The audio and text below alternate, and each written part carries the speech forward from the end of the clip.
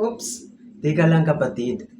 Alam po ba natin ang sekreto upang tayo po ay magtagumpay sa ating mga pangarap sa buhay?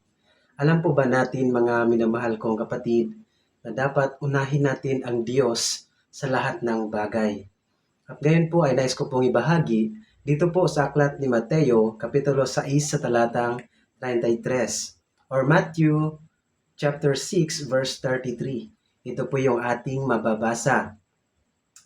Ngunit higit sa lahat ay pagsikapan ninyo na kayo'y pagharian ng Diyos at mamuhay ng ayon sa kanyang kalooban at ibibigay niya sa inyo ang lahat ng inyong pangangailangan.